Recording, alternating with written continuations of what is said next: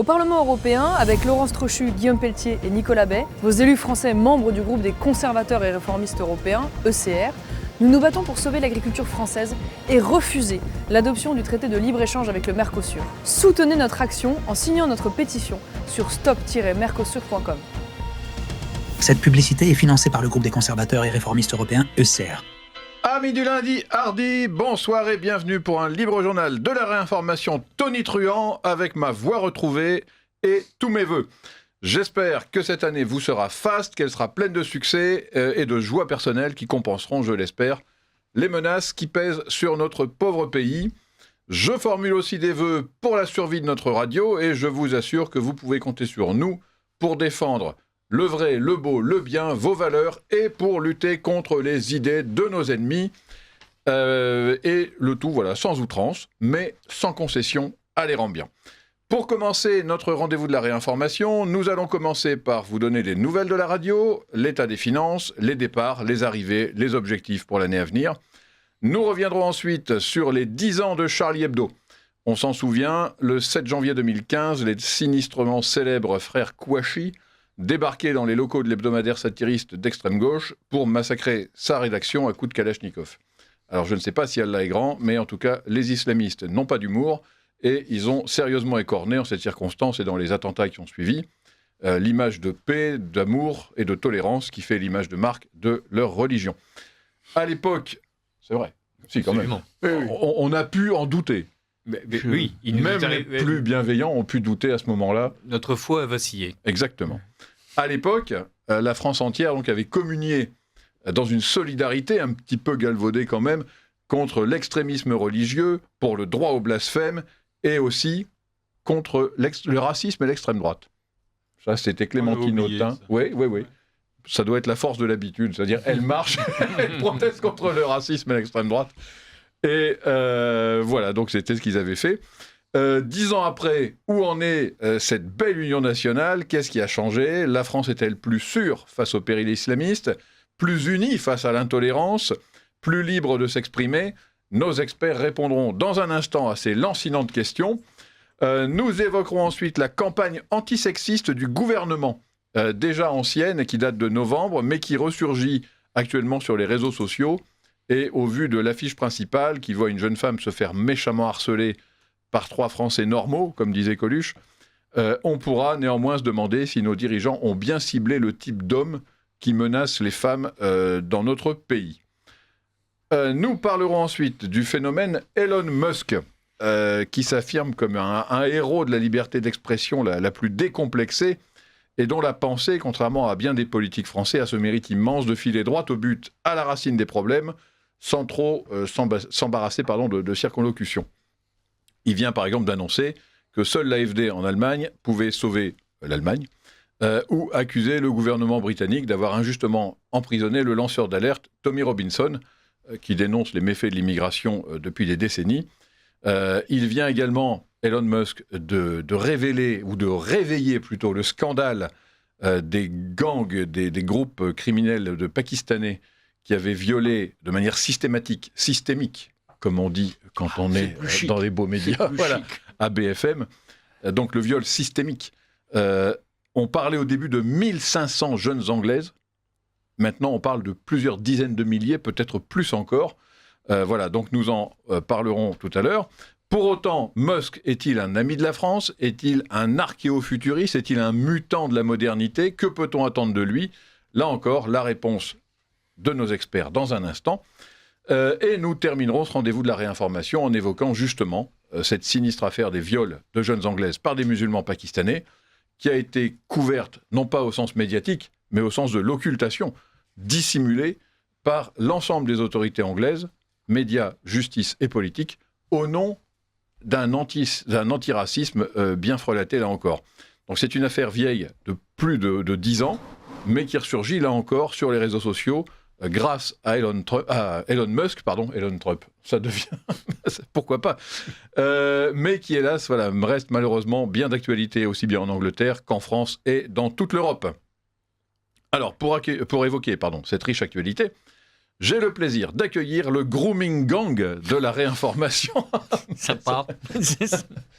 Avec Richard de Sèze, avec qui nous allons parler dans un instant, avec Arthur de Vatrigan, directeur de l'Incorrect, avec Charles-Henri Deslois, écrivain, et Jean-Yves Le Gallou, président de Polémia. Président. Nous déplorons l'absence de Xavier Van Lierde et de Françoise, qui est malheureusement absente, mais on les embrasse bien, tous les deux.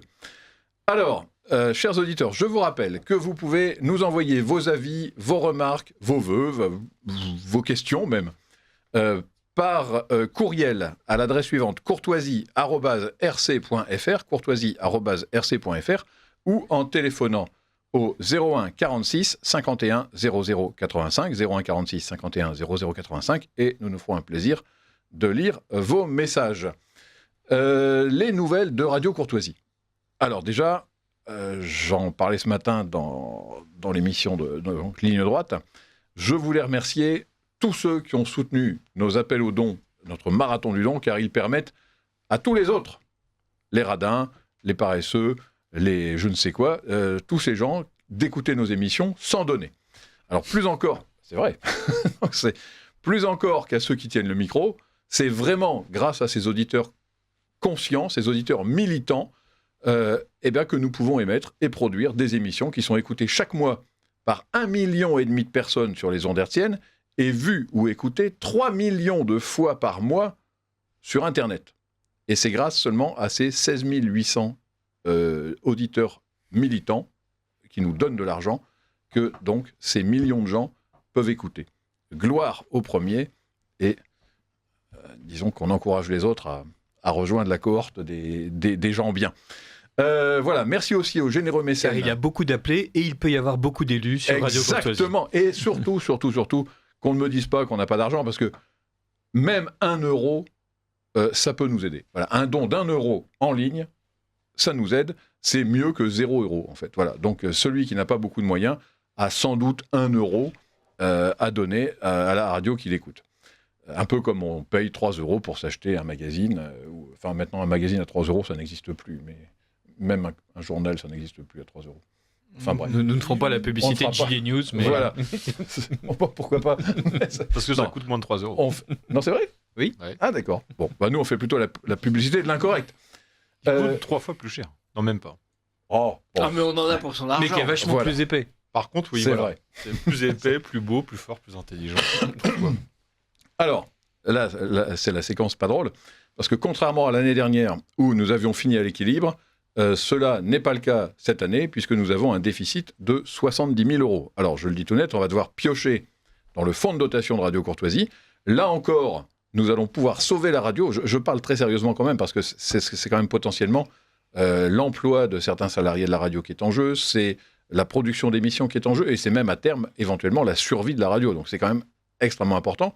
Donc là, nous allons piocher dans le fonds de dotation, parce que des auditeurs ont choisi de poursuivre le combat par-delà même leur vie, puisqu'ils ont couché Radio Courtoisie sur leur testament, et que c'est grâce à eux, parce que ça nous permet d'acquérir un appartement ou une maison qu'on peut ensuite louer, par exemple, qu'on peut avoir des ressources, en fait, tout simplement.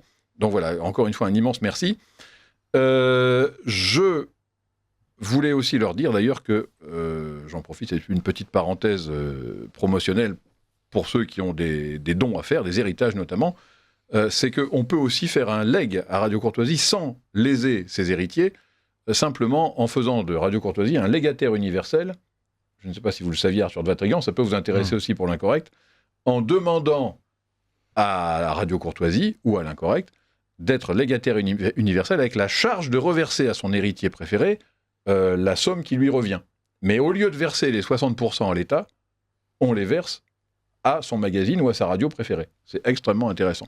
Donc il faut faire ça au fonds de dotation de Radio Courtoisie. Alors voilà, là on parle également, toujours dans la vie de la radio, du départ de Maud Koffler. Donc Maud Koffler dirigeait Ligne Droite jusqu'à la fin de l'année 2024. Je lui avais proposé une évolution de poste, la direction d'un pôle enquête et reportage, mais c'est la vie, elle a préféré partir pour de nouvelles aventures, de nouveaux projets, et on lui souhaite évidemment bonne route, bon vent, en sachant que nous aurons sans doute l'occasion de nous recroiser.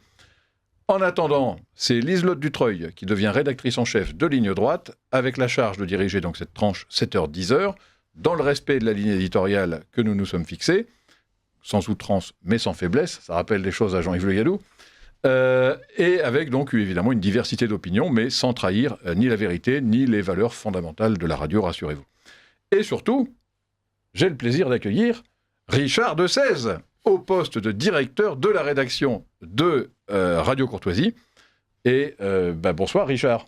Bonsoir On Pierre-Alexandre. vous connaissait sous un autre nom. Mais oui, je m'appelais Philippe Ménard. C'est-à-dire, je continue à m'appeler Philippe Ménard, mais voilà. Mais mon vrai nom, c'est Richard de Sèze, en fait. Voilà. Alors, est-ce que vous pouvez nous expliquer un peu comment Richard Ménard... On devient fou.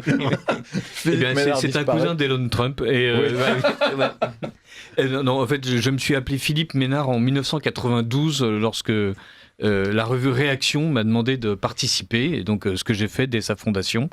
Et voilà, j'avais un oncle Philippe qui avait écrit un roman sous le pseudonyme de Pierre Ménard, qui lui-même était un personnage inventé par Borges. Donc tout ça était extrêmement compliqué. Et voilà, en fait, au bout de 30 ans de bons et loyaux services, je pense que Philippe Ménard peut aller rejoindre le placard à défroques et je peux tranquillement écrire sous mon vrai nom, comme je le fais d'ailleurs depuis assez longtemps. Oui, dans Valeurs Actuelles, Politique dans Magazine, L'Incorrect, dans Valeurs Politique Actuelles, Magazine. L'Incorrect, Mondévie. Et Radio Courtoisie, dans certaines émissions et pas d'autres. Voilà, alors maintenant vous avez mis la vidéo et que j'utilisais la même tête pour deux noms différents. Voilà, il y avait... Voilà, ça il y avait besoin de s'aligner. Mais oui, c'est ça. Mais je suis un très mauvais espion, c'est très clair. Bon, et donc, à Radio Courtoisie, Richard de Sèze, vous allez donc diriger la rédaction de Ligne de Droite, mais aussi m'aider dans tous les autres secteurs où, voilà, et j'espère je n'arrivais plus à travailler tout seul. Voilà, contribuer à faire en sorte que l'ensemble des patrons d'émissions qui, si généreusement et si bénévolement, animent une partie de la radio, puissent mieux collaborer avec la matinale et que voilà, il y ait des échanges fructueux, puisque voilà, l'après-midi et en fin de matinée, il n'y a que des gens de talent et donc, qui ont évidemment toute leur place avec les gens de talent du début du matin. Bon, et bien sur ce fin de la page vie interne de la radio, on passe à Charlie Hebdo 10 ans après. Donc je le rappelle, le 7 janvier 2015, les frères Kouachi massacraient la rédaction, ou la majeure partie de la rédaction en tout cas, de Charlie Hebdo, ainsi qu'un policier qui les protégeait, et je crois aussi un membre du personnel, un homme de ménage ou une femme de ménage, je ne sais plus. Enfin, il y avait une autre personne qui n'avait rien à voir avec la rédaction de Charlie Hebdo et qui était morte. Le lendemain, l'un des complices des frères Kouachi, qui s'appelait Amédi Koulibaly, assassiné la policière Clarissa Jean-Philippe, 26 ans, en pleine rue, et le 9 tué 4 autres personnes dans la prise d'otage d'un hypermarché Cacher. Les 3 islamistes ont heureusement été liquidés par le RAID et la police, et le 11 janvier, donc sous le coup d'une grande émotion, des Français de tous horizons et des politiques de tous horizons, sauf le RN qui avait été chassé ou exclu, ont communié au nom du caractère sacré de la liberté d'expression, du droit au blasphème et de l'Union nationale, ou presque. Et au premier rang, on trouvait notamment Jean-Luc Mélenchon, je ne sais pas si vous vous souvenez, qui faisait ensuite un discours d'hommage aux funérailles du dessinateur Charb, qui était aussi le patron de Charlie Hebdo. Alors voilà, je vous pose la question, 10 ans après, où est passé l'esprit Charlie ? Jean-Yves Le Gallou. D'abord, l'esprit Charlie... Au départ, c'est l'esprit de la liberté d'expression de manière générale. Et extrêmement rapidement, dans les quelques jours qui ont suivi, il a tout de suite été précisé que c'était la liberté d'expression, mais la liberté d'expression encadrée, et non pas la liberté d'expression pour toutes les idées, et notamment pas pour les idées dites de haine, etc. C'est-à-dire qu'on est passé en quelques jours ou quelques heures de la défense d'un principe, à mon avis fondamental, dans le cadre des libertés européennes, de la liberté d'expression, à l'idée que oui, la liberté d'expression, mais à condition qu'elle soit encadrée. Et on voit très bien que les gens qui ont défilé à l'époque sont aujourd'hui les mêmes qui demandent, ou qui ont demandé par le passé, la censure sur les réseaux sociaux, qui ont voté au Parlement européen les directives de régulation du numérique. Et donc, il y a eu vraiment une subversion du principe de liberté d'expression, en disant la liberté d'expression, oui, mais encadrée dans le cadre des idées qui sont acceptables de manière républicaine ou démocratique. Ne me faites pas rire. Moi, ça me fait pas rire. Non, c'est vrai que c'est pas drôle. Moi, ça me fait pas rire parce que y a quand même des gens qui vont en prison, on en parlera tout à l'heure, parce qu'ils ne respectent pas cette définition de la liberté d'expression. C'est notamment le cas en Grande-Bretagne. Tommy Robinson. Oui. Un mot, Charles-Henri Deslois. Oui. Que reste-t-il de Charlie Hebdo? Charlie Hebdo, c'est la version ordurière du système. C'est la version pornographique du système, je dirais, mais dans la facilité, parce que, c'est facile de taper sur les flics, mais on est bien content de les trouver pour être protégés. C'est facile d'insulter... De taper sur les islamistes. Non, justement, moins maintenant, parce que justement, ils ont corrigé leur... Non, mais c'est facile de taper sur l'armée, c'est facile de taper sur les cathos, c'est facile de taper sur les hommes politiques. On sait qu'on ne craint pratiquement rien. Bon, moi, je me souviens d'un temps où il y avait une vraie liberté d'expression, c'était le temps d'Harakiri, de feu professeur Choron, qui, lui était vraiment hors système et n'était pas subventionné. Donc, lui, c'était un ancien, d'ailleurs, un ancien parachutiste. Et aussi 2 minutes. Ah, je savais pas. Et lui était vraiment hors système, donc il tapait sur tout. Aujourd'hui, il se moquerait des homosexuels, etc. Bon, tout ça pour dire que tout en soutenant le fait qu'un journal comme ça puisse exister, parce que vous connaissez mon attachement à la liberté d'expression, je suis comme Voltaire, je n'ai pas du tout l'esprit Charlie, mais je trouve que c'est normal qu'en France, on puisse sortir des journaux comme Charlie Hebdo. Simplement, je crois qu'on se trompe en disant que c'est un journal subversif. Il n'y a rien de plus conformiste que Charlie Hebdo. En plus, ils sont soutenus par le pouvoir. Maintenant, ils sont millionnaires, archi-millionnaires, après les collectes qu'il y a eu pour les soutenir. Bon, encore une fois, je trouve que... C'est pas meilleur pour autant, d'ailleurs. Pardon, oui, non, mais c'est devenu, je vous dis, la version... ordurière et pornographique du système. Bon, j'aimerais bien que, je sais pas moi, ils puissent encore se moquer, je sais pas, des homosexuels, qui se moquent justement de l'islam, etc. Je crois que ça serait très mal vu à l'heure actuelle et ils n'oseraient pas. Je pense qu'ils le font encore. Ils le font encore, justement, oui. c'est là où je partage en partie votre Arthur de Vatrigan. Votre constat. C'est en effet, c'est très c'est des adolescents. Charlie Hebdo, que vous regardez leurs dessins, ils pensent encore les riches comme en 1940. Ils le décident de la même manière. D'ailleurs, on pourrait faire des liens avec l'antisémitisme. Ça serait assez marrant parce que dans les traits, on n'est pas très loin. C'est des boomers ringards qui n'ont pas trop évolué. Mais par contre, il faut leur connaître quelque chose. C'est qu'ils n'ont pas le sacré sélectif. Quelque temps après Charlie Hebdo, ils commençaient déjà à rechoquer des gens, notamment des gens de gauche.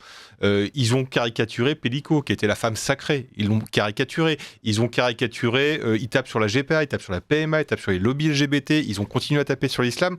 C'est pas ma cam. Je les trouve pas fins. Ouais, mais Charlie Hebdo, ils n'ont pas le sacré sélectif. Voilà, il faut leur reconnaître ça. Mieux. Après, ça fait pas penser, ça fait pas évoluer la chose. Je vous avoue que quand ils n'écrivent pas, à l'exception de la chronique de Jean-Yves Camus, ils peuvent être un peu drôles de temps en temps, mais comme on rigole d'une blague de vidéo gag parce que quelqu'un a glissé sur une peau de banane, ça va pas plus loin que ça. Quand ils écrivent, ils sont pathétiques. Et malheureusement pour eux, les meilleurs sont tombés. Vous regardez la couve de Charlie Hebdo aujourd'hui, Cyrus, c'était pas le plus talentueux de la bande. Voilà.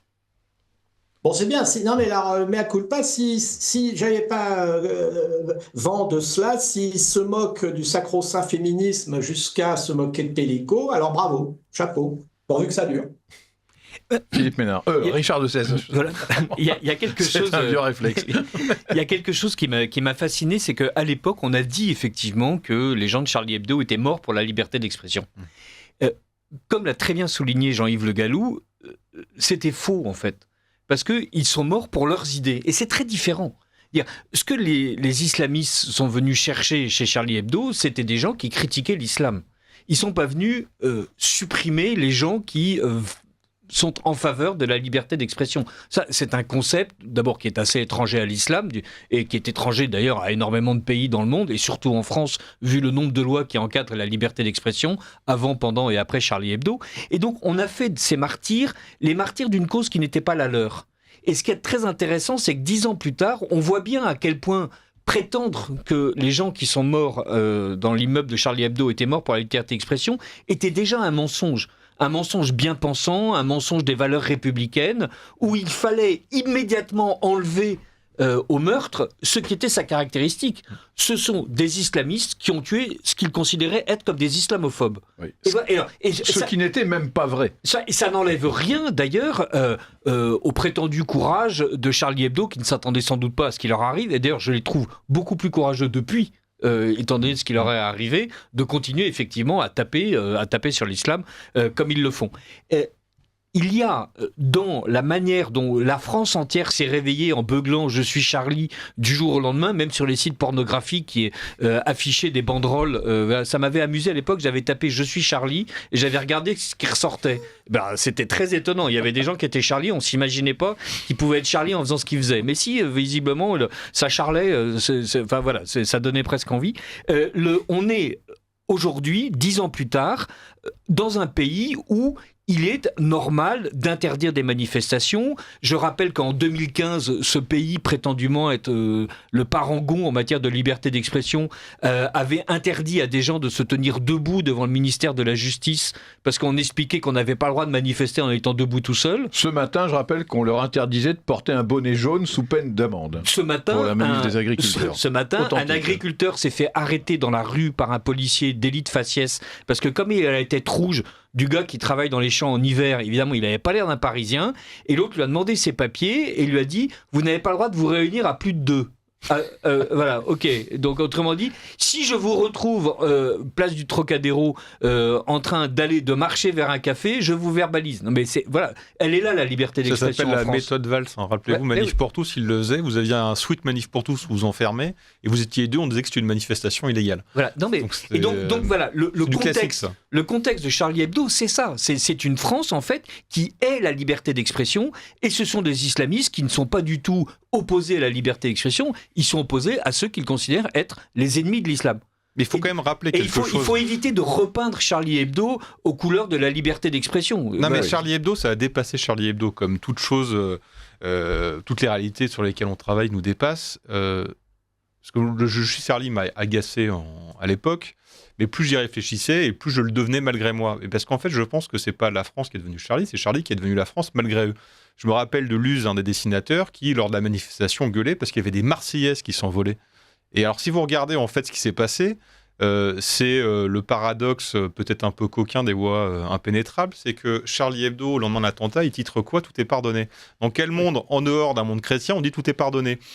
Donc en fait, ils sont devenus, malgré eux, chrétiens et patriotes. Ce qui est quand même assez amusant. Mais vous aviez la manifestation... Non, pas du tout. Rappelez-vous la manifestation du 11 janvier. On aurait dit un enterrement de Johnny Hallyday, c'était pas très coloré. Il y avait des drapeaux français et il y avait des Marseillaises. Oui. Bon, drapeaux français et Marseillaises, on appelle ça une identité patriotique.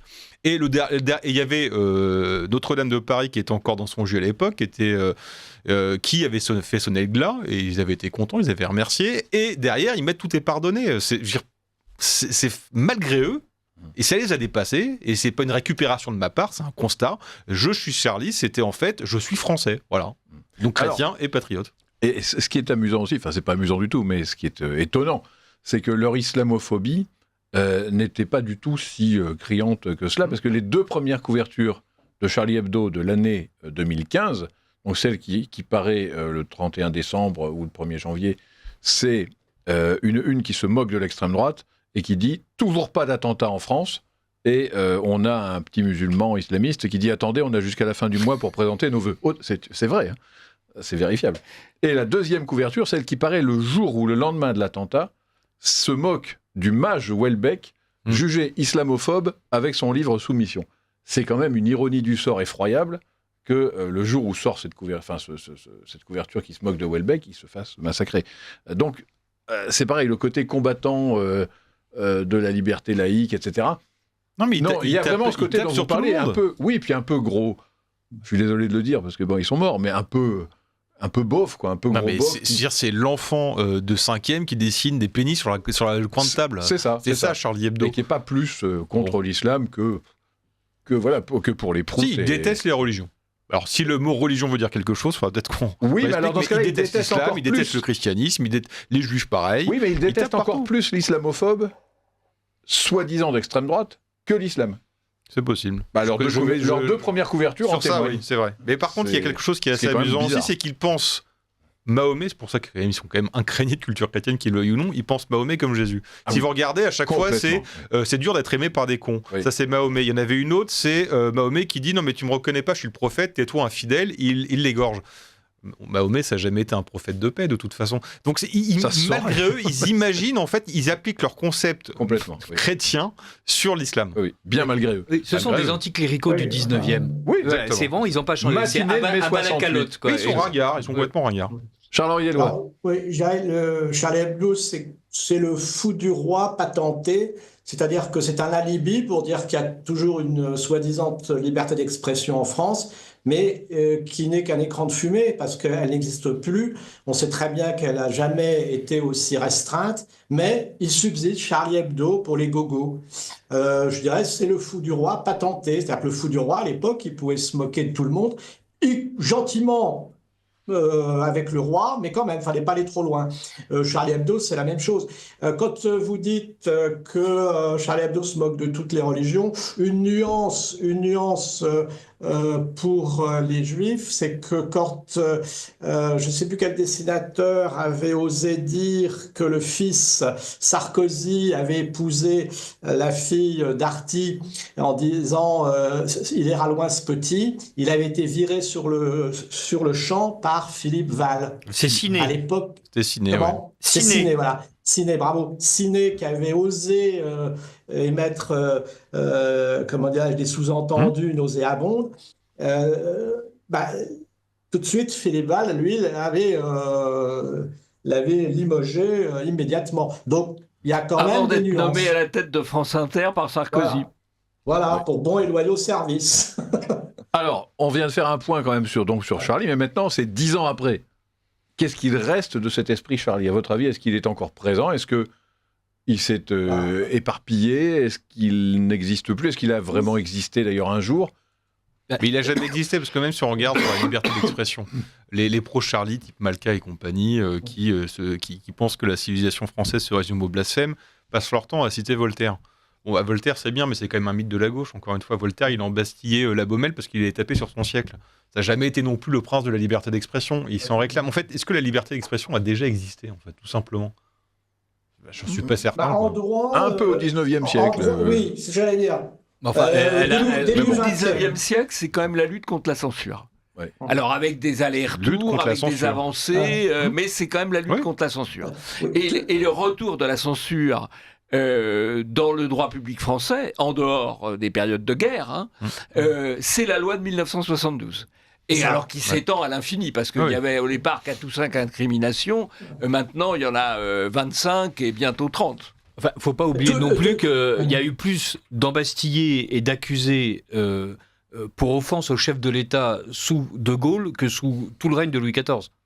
Donc le fait que le 19e soit la parfaite efflorescence de la liberté d'expression, c'est surtout parce qu'au 19e, l'État met les manettes à fond sur le contrôle absolu de la grande efflorescence des journaux. Sous l'Ancien Régime, on avait le droit d'écrire des romans où le pape se retrouve en enfer, où le roi est moqué. Il y avait des libelles qui circulaient où on traitait les reines de catin. Enfin, voilà. On n'entend pas. Même le dernier des francs-maçons anticléricaux, né en 1882, avait de la peine à expliquer que Marcel Dupont avait été frappé en place de Bastille pour avoir écrit des horreurs sur la reine. Voilà, donc l'Ancien Régime pouvait être, sous certains aspects, absolument horrible. Il suffit de dire, d'ailleurs, les déclarations antisémites et islamophobes de Voltaire pour être absolument révulsé par la manière dont l'Ancien Régime était capable de produire des intellectuels aussi nauséabonds. Mais voilà, ça me paraît étonnant de dire que le 19e est véritablement le moment de la liberté d'expression. J'ai dit qu'il y a eu des phases de série de phases. Ne serait-ce que la révolution de 1830, c'est contre les ordonnances de Polignac, dont certaines limitent la liberté des journaux. Il y a eu toute une série d'allers-retours qui ont abouti à la loi de 1881 sur la liberté de la presse, qui C'est ça. commence par la presse et la librairie sont libres. Alors, on C'est s'éloigne. une avancée. Ah, Après, il y a eu On s'éloigne quand même un d'autres peu du événements. sujet là. Si vous Oui, voulez. mais quand même, c'est pour répondre à ce qu'Arthur de Vatrigan a dit, il y a quand même eu un âge d'or de la liberté d'expression, c'est quand même la Troisième République. Oui. Il Mais n'y là, a on qu'à va voir revenir les quand même à insultes. Jean-Luc Mélenchon, si Ouais, vous voulez bien, ouais. parce que sinon on fait un cours d'histoire contemporaine, c'est sympa Ouais. aussi. Le fait que Mélenchon ait défilé au premier rang et fait l'éloge funèbre de Charbre, ça vous dit quoi Relisez aujourd'hui l'éloge funèbre de Charme de Mélenchon. Il n'y a pas le mot islamisme. Exactement. Il parle de religion. Voilà. Oui. Donc il était déjà en train de faire son petit virage. Voilà, c'est... bon. Malheureusement, je me rappelle très bien, le samedi, les journalistes du service public scrutaient et dénonçaient ceux qui n'étaient pas Charlie, ceux qui ne mettaient pas leur bandeau sur les réseaux sociaux, ceux qui n'avaient pas ça sur leur t-shirt. Je crois, de mémoire, il y avait Ouais. Nathalie Saint-Cric qui a même dit qu'il fallait peut-être faire quelque chose avec la justice. Bon, ça a duré 24 heures. Ça a duré 24 heures parce que de toute façon, une semaine après, Charlie faisait sa une et ça a rechoqué des gens. Si on fait le bilan de l'après-Charlie, ça s'appelle Samuel Paty. Oui. Voilà. Bon, bah, je crois que... Dominique Bernard. Vous avez Samuel... Le père évidemment, Hamel, oui, oui. Père Hamel, Beltrame, la promenade des Anglais... mais, Oui, mais Mais Samuel Paty, Paty, c'est particulier. Oui. Oui, parce que Samuel Paty n'a pas été soutenu par sa direction. Et Voilà. surtout que c'était la Exactement. caricature. C'est Voilà, je le suis tué retour de la parce que caricature. pour les caricatures, et en plus on étouffe l'affaire, et puis des associations de parents d'élèves et des profs ont affiché carrément leur statut de collabo en dénonçant le prof qui avait mal agi. Voilà, donc l'après Charlie est pire. Il est bien pire que l'avant Charlie, c'est ça la réalité. L'après Charlie, Oui, c'est alors, tout ce qui s'est passé. totalement. C'est pire parce que nous sommes dans un état impuissant, donc qui s'accroche à des symboles, mais en fait, derrière, c'est exactement la même chose, voire pire. Et effectivement, ce qu'a dit Arthur de Vatrigan est exact. Le résultat, c'est des profs qui s'autocensurent et des associations qui tombent sur ceux qui osent encore instruire l'histoire telle qu'on doit le faire. Oui, et puis l'après Charlie, c'est le préfet Lallemand qui, en 2018, fait éborgner les Français. L'après Charlie, c'est Emmanuel Macron qui, pendant la période du Covid, demande aux Français d'être vigilants les uns envers les autres. Autrement dit, qu'il leur demande de dénoncer ceux qui n'ont pas le comportement socialement acceptable. Voilà l'état des libertés en France et de la liberté d'expression. Et l'Union nationale, alors, elle en est où? À l'Union nationale, alors à mon avis, là... C'est pour rire, Jean-Yves, un peu d'humour. Demander à Bayrou, il aimerait être à la tête d'un gouvernement d'union nationale, mais ça semble pas être le cas. Oui, mais parce qu'on nous a fait croire quand même justement ça. Et aujourd'hui, finalement, on a une société qui est extrêmement fragmentée, mais de pire en pire. C'est-à-dire on arrive dans ce communautarisme. Et il y a aussi, alors pardon de donner mon avis, mais rien n'a changé. Ça s'est empiré. Mais je pense qu'il y a vraiment quelque chose de grave dans le comportement de nos dirigeants, c'est que, et même de nos journalistes, enfin des journalistes en tout cas, ce ne sont pas les miens, mais il y en a qui se sont ralliés au communautarisme par souci électoraliste, c'est LFI, mais il y en a aussi beaucoup qui ont édulcoré ou qui appellent maintenant à ne pas offenser l'islam, à ne pas offenser les croyants, simplement parce qu'ils sont pétés de trouille. Je crois que le mot trouille est une des clés de la compréhension de notre pays et de ce fameux esprit Charlie. C'est-à-dire les gens n'osent plus être Charlie parce que, enfin moi je ne le suis pas, hein, je rassure tout le monde, mais ils ne sont pas, ils n'osent pas l'être parce qu'ils sont morts de trouille et ils ont peur de dénoncer les vrais périls. Alors, si vous me permettez, je suis poursuivi en justice pour avoir mis en cause une décision de justice, si je puis dire, qui était favorable à l'imam Iqiyoussen, l'imam islamique Iqiyoussen, parce que notamment j'ai posé la question pour quelle raison ce juge a-t-il pris cette décision? Est-ce que c'est par orientation idéologique ou par trouille? Et la réponse, c'est que je suis poursuivi. Et si vous regardez sur l'après Charlie, là, toute la presse parle de combat qui continue, liberté d'expression. Il n'y a pas un seul média qui a montré une caricature. Non, ça c'est Alors, sûr, oui. Et alors que nous, on ne l'a pas fait, parce que de toute façon, c'est stupide d'insulter gratuitement et de blesser, c'est pas notre cam. Donc alors pour une fois qu'on est, on peut être au-dessus parce qu'on est raccord avec nos convictions, ça nous facilite. Mais tous les autres, vous regardez, ils passent leur temps à essayer de se tortiller, habiller de ça de plein de choses. Tout ça pour expliquer qu'ils peuvent pas le faire, mais tout en expliquant qu'ils n'ont pas perdu. Ils n'ont pas renoncé à le faire. Mais voilà, même Charlie Hebdo n'a pas fait de caricature. Peut-être qu'ils n'avaient pas envie cette fois-ci, Ouais. parce qu'ils l'ont déjà fait après. Mais il n'y a pas un média qui le fait. La couverture de l'Obs, c'est on voit une main de dessinateur qui sort d'une tombe, le combat continue avec un stylo. Bah, si le combat continue, fais une caricature, mon pote, on te regarde, vas-y. Ouais. Ah non, ils le font pas.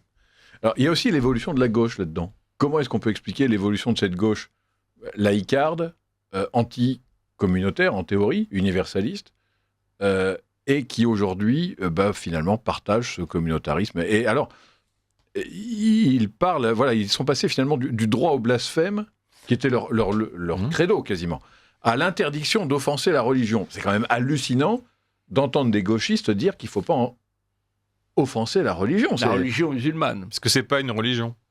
En fait, ces mêmes gens, c'est l'absurdité, mais ils se sont rendus compte par eux-mêmes, c'est qu'ils sont multiculturels et pour le droit au blasphème. Ils ont vite compris que c'était incompatible. Bah oui. Bon, ils ont choisi le multiculturalisme. Le blasphème, c'était un truc en plus, une tradition républicaine qu'on habillait parce que ça faisait bien, on pouvait parler de Voltaire. Et surtout, Mais on le pouvait, fond, c'est le on pouvait multiculturalisme. blasphémer le christianisme parce qu'on risquait pas de se faire buter.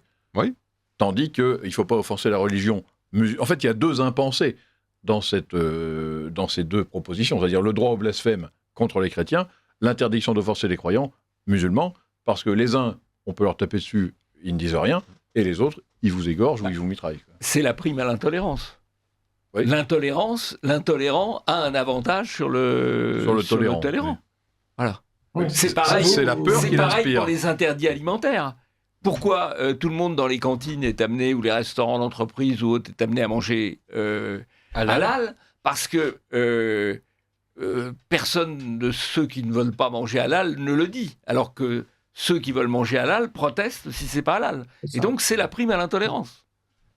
Vous insultez un chrétien, c'est la liberté d'expression. Vous insultez un musulman, c'est d'islamophobie. Oui. D'autant plus que pour essayer Et surtout, la riposte n'est pas la même, encore une fois. Il y en a un qui a connu la persécution et pas voilà. l'autre, quoi. Le christianisme, c'est 300 ans d'empire romain de persécuter, ça calme un peu. On dit, une caricature, c'est pas très grave. Le seul martyr musulman, il s'appelle Bilal, il a fini muezzin, il est sorti vivant des tortures. Bon, forcément, ils sont pas habitués.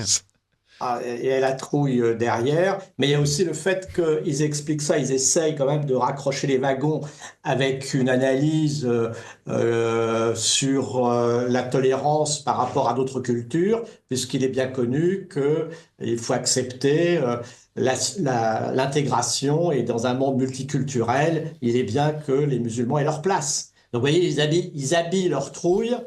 Oui. Et du fait accompli en un discours qui, somme toute, est cohérent avec ça fait 50 ans qu'ils disent qu'il faut avoir le droit à la différence. Oui. Alors j'ajoute, pour finir peut-être sur ce sujet, que les services français nous annoncent qu'on a empêché 60 attentats. C'est bien. L'ennui, c'est qu'il y en a tout un tas d'autres qu'on n'a pas empêchés. Et j'ai l'impression aussi, alors pardon encore de donner mon avis, mais que l'État, les gouvernements français ont pris des mesures pour lutter contre les conséquences des attentats, mais pas contre les causes. Suivez mon regard. Et les causes, ce sont les nouveaux attentats. Parce qu'en fait, si vous regardez, après Charlie, après le Bataclan, ça m'étonnerait qu'il y ait des attentats aussi sophistiqués qu'il y a eu, parce que déjà les services de renseignement sont en effet plus efficaces, mais parce qu'en fait, tout simplement, ils n'en ont plus besoin. Vous avez une immigration continue, qui vous file un bataillon de réservistes autodidactes. Et comme dès que vous tuez quelqu'un, ça convertit d'autres personnes, ce qui est quand même assez étrange, forcément, le Kevin ou Matteo qui va sortir un couteau, il dit je vais découvrir la transcendance en allant égorger quelqu'un. Donc vous n'avez même plus besoin d'avoir quelque chose de sophistiqué piloté depuis la Syrie. C'est l'immigration qui est la cause principale. L'immigration et les vidéos qui expliquent comment faire. Oui, bien sûr. Alors, on va lire quelques messages d'auditeurs et puis on passera au sujet suivant si vous voulez bien. Les frères Kouachi n'étaient-ils pas fichés S par les services de police? J'avoue que je ne sais pas. Eux non plus. On aurait arrêté des personnes à cause de leur maillot dont les inscriptions ne convenaient pas. Alors, ça, il s'agissait de la manif pour tous. C'est la manif pour tous. Oui, manif pour tous. Désolé d'apprendre le départ de Maud Koffler qui dirige avec brio et humour l'excellente équipe de Ligne Droite du matin. Tous mes vœux de réussite à Richard de Sèze pour cette matinale qui demande sûrement beaucoup de travail et d'énergie. Bonne année à tous. Et cher monsieur, bonne année à vous également. Et puis, on continue. De toute façon, malheureusement, la vie est ainsi faite dans une entreprise de départ et d'arrivée. C'est comme ça. Ensuite, qu'est-ce qu'on a d'autre? Je remercie monsieur Bouclé, c'est donc moi, d'avoir trouvé un successeur à Rémi Soulier pour l'émission de philosophie qui est remarquable, tant sur la forme que sur le fond. Eh bien, écoutez, cher monsieur, je suis bien content que ça vous fasse plaisir. Et un autre qui nous dit vous demandez où est passé l'esprit de Charlie Hebdo, il est à Radio Courtoisie. Attends, lis la suite, ça va te... Où on retrouve la même répulsion quasi pathologique contre l'islam et certains de ses croyants. Nul doute qu'une partie importante de la ligne politique de Radio Courtoisie ne lise avidement Charlie Hebdo. Bah, t'as qu'à croire, cher monsieur. Enfin, allez, et on va passer au sujet suivant. C'est la campagne antisexiste du gouvernement avec les sales blancs dans le viseur. À l'occasion donc du 25 novembre 2024, donc journée internationale de la lutte contre les violences faites aux femmes, notre bon gouvernement, donc celui de monsieur Barnier, je crois à l'époque, je ne sais même plus, a lancé une campagne pour sensibiliser la population sur les outrages sexistes et sexuels. La campagne avait à peu près échappé à tout le monde et elle vient de retrouver un nouveau souffle sur les réseaux sociaux. Et on voit notamment un bon boomer, c'est-à-dire pour les auditeurs de Radio Courtoisie qui ne parlent pas anglais, un sexagénaire blanc de type cadre supérieur qui dit, en souriant à une collègue femme, « Désolé, je ne vous écoutais pas, j'admirais votre décolleté ». Et c'est suivi de l'avertissement, ce n'est pas juste un compliment. Les outrages sexistes et sexuels sont des violences faites aux femmes passibles d'une amende de 3 750 €. Un autre, plus jeune, on dirait Arthur de Vatrigan, dit à sa collègue « Ça va, je rigole, t'as tes règles ou quoi ?» Même avertissement, ce n'est pas une blague. Et ensuite, on voit trois petits jeunes, non, c'est plutôt des cadres moyens, blancs, évidemment, qui s'en prennent à une jeune femme qui pleure dans un coin, et là encore, on leur explique que tout ça, c'est pas drôle. Alors, je vois ce que vous inspire ces campagnes. Charles-Henri Éloy, ça doit vous inspirer, ça. Ah oui, c'est extraordinaire, parce que je les ai vus, revus, et j'ai trouvé ça déjà sur la forme épouvantablement mal tourné, avec des comédiens. Alors, je ne sais pas où ils trouvent des comédiens, mais c'est des figurants de troisième zone.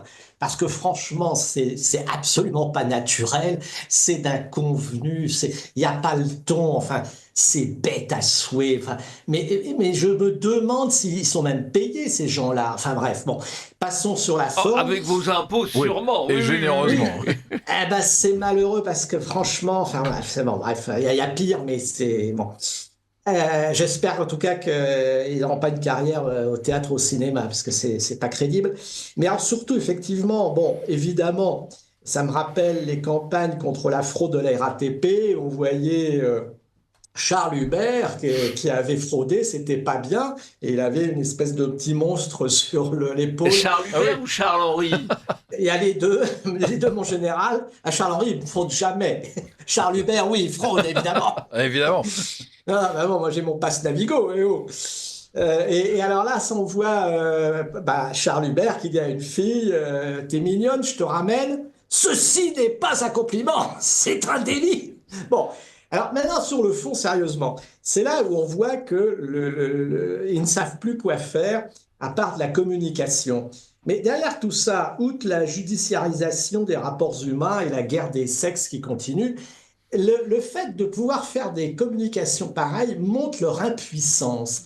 C'est-à-dire qu'ils s'acharnent sur des conneries, pardon les expressions, mais il n'y a pas d'autre mot, sur des conneries, au lieu de s'attaquer aux agresseurs, aux vrais salopards qui emmerdent les gens dans la rue, qui sont agressifs, qui vous volent votre portefeuille, qui vous cassent la gueule, qui vous font des doigts d'honneur, etc., etc. Là, il s'acharne sur le pauvre gars qui croit faire un compliment. Et en plus, dans la campagne, ils disent bien, ce n'est pas juste un compliment. C'est-à-dire qu'on ne peut même plus faire un compliment si la police de la pensée vous dit que ce n'est pas un compliment.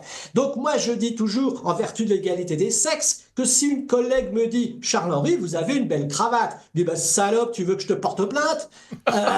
Non mais alors Détendez-vous, Charles-Henri. Mais non mais de quel droit elle critique ma cravate? Alors elle a beau dire qu'elle est jolie, mais c'est quoi? C'est un pouce au crime. Est-ce que je lui parle de ce qu'elle a sous ses jupes? Non mais, donc, bon... alors, bon, c'est peut-être risible, mais n'empêche que ce qui est grave là-dedans, c'est que c'est toujours pareil, c'est que, bon, on veut toujours instituer la guerre des sexes, faire plaisir aux coteries féministes les plus sectaires. Pareil, l'homme devient une espèce de monstre, de beauf, bref, enfin, c'est vraiment la caricature de la beaufitude féministe, cette campagne. Je ne sais pas qui a imaginé ces mini-sketchs, mais d'une bêtise, et par-dessus le marché, mais on pourrait aller devant je sais pas, comment dire, la Cour européenne des droits de l'homme, parce que depuis quand on n'a plus le droit de dire vous avez un beau décolleté. Enfin, je veux dire, si ça c'est un délit, c'est même plus une insulte, c'est un délit. Alors à ce moment-là, je sais pas, il faut, je sais pas. Moi, j'ai imaginé des parodies d'ailleurs. J'en avais une qui m'a été inspirée d'ailleurs par l'actualité authentique de 2 filles d'Aubervilliers qui ont été asservies par une bande de racailles. Et j'avais imaginé ce petit sketch qu'aurait pu faire peut-être le gouvernement pour inciter nos jeunes de banlieue. Et en disant par exemple un petit acteur qui aurait dit « Oh toi sale pute, tu vas faire le trottoir et tu vas me ramener 500 balles par jour. » Et on pourrait lui dire « Non, ce n'est pas une offre d'emploi, c'est du proxénétisme et c'est puni de 20 ans d'emprisonnement. Oui. » Ben c'est vrai. J'aurais dit le contraire, ce n'est pas une indemnité, c'est une offre d'emploi. Imaginez juste la phrase avec les vrais gens. Parce que là, j'ai noté la phrase, c'est « Désolé, je ne vous écoutais pas, j'admirais votre décolleté ». Donc vous imaginez Kevin Mouloud-Matteo qui est adossé à son mur en explorant sur le trottoir effrayé comme un sac et qui voit une femme et qui lui dit « Désolé, je ne vous écoutais pas, j'admirais votre décolleté », mais en fait ça n'existe pas, c'est pas possible. Voilà. Donc en fait, ça parle à qui ? À qui est adressée cette publicité ? C'est la grande question que je me pose. Voilà. Vous avez la réponse à personne. À personne. À personne. Jean-Yves Le Gallou. Oui, alors moi je crois que c'est quand même efficace. Efficace parce que ça crée un climat d'intimidation. Ah oui. D'intimidation puisque ça vise de manière très claire les Blancs, voilà, les Européens, les non-musulmans, donc c'est efficace. Et c'est un des éléments de moi ce que j'appelle l'anarcho-tyrannie, c'est-à-dire la répression contre, au fond, ceux qui offrent des garanties de représentation dans la société et ne posent pas de problème majeur, en même temps que l'anarchie, c'est-à-dire la protection de ceux qui créent des troubles, qui commettent des violences, etc. Et c'est un système efficace, de même que la propagande, c'est efficace. C'est efficace. La société actuelle, elle tient principalement par la propagande, secondée de plus en plus par la répression judiciaire. Mais d'abord la propagande. Donc c'est efficace. En plus, pendant qu'on parle de ça, on ne parle pas d'autre chose. On ne parle peut-être pas des vrais phénomènes qui mériteraient des campagnes de sensibilisation ou même simplement de répression, parce qu'en fait, on ne va pas calmer les vrais agresseurs de femmes avec ce genre de choses. Ça semble complètement délirant. C'est du gaspillage en pure perte de l'argent des Français. Richard de Sèze. Il y a eu, dans cette série de publicités, ou en tout cas d'accroches, il y en a une qui est intéressante puisque elle n'est pas illustrée et c'est une jeune fille ou une jeune femme qui explique qu'on veut la marier contre son gré. Et donc quand on clique, on tombe sur une page, puisque donc l'objet de ces bannières qui sont sur les réseaux sociaux, c'est évidemment d'appeler au clic. Quand on clique, on tombe sur une page qui explique, voilà, si on veut vous faire quitter la France pour aller dans un pays étranger, alors évidemment aucun pays n'est jamais cité, mais on parle d'excision et d'infibulation qui sont pas vraiment des coutumes berrichonnes ni napolitaines, et voilà. Et donc juste des coutumes en Seine-Saint-Denis. Voilà. Et il y a là sur une partie des véritables soucis, un refus de l'illustration. Si je reviens sur les petits jeunes en train de tarabuster une femme, le vieux mâle blanc en train de faire un compliment d'une lourdeur abominable. Que peu de gens font, enfin je suis désolé. À franchement parler, je ne vois pas quel est le taré qui croit que c'est un bon moyen d'approcher quelqu'un à quelque moment que ce soit dans l'histoire de France, y compris sous la Troisième République. Et il y a surtout, à mon avis, une idée de classe, c'est-à-dire ces gens-là veulent défendre leur clan, c'est-à-dire ils sont incapables de se mettre à la place du français moyen et de mettre véritablement des français moyens en scène. Ils ne mettent en scène que des bourgeois.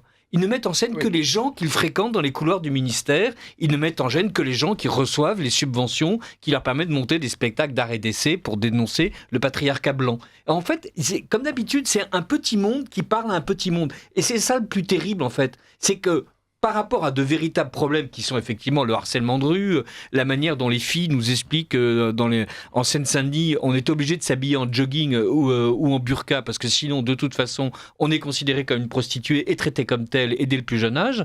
Voilà, ces gens-là, on n'en parlera pas. On s'adresse à Charles-Édouard et à Amélie de Montchalin qui, dans les ministères, ont peut-être eu à subir les assauts pénibles d'un sous-préfet un peu enivré. Voilà.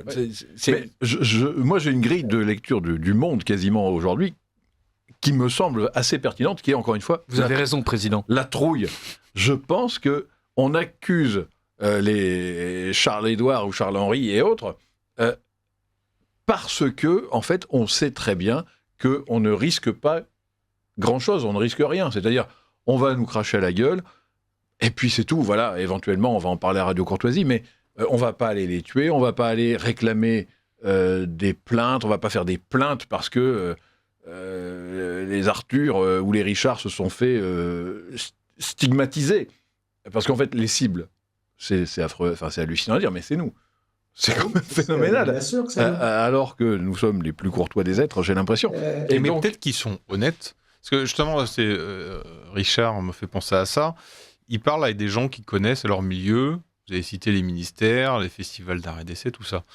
Ou les abus, il y en a eu malheureusement. Mais il y en a. Donc peut-être qu'ils sont honnêtes. Et peut-être que quand ils voient les chiffres de harcèlement et d'abus, comme ils ne voient pas d'autres personnes, comme vous l'avez dit, que eux-mêmes, que leur petit monde, ils se disent, ce sont les mêmes multipliés dans toutes les autres villes.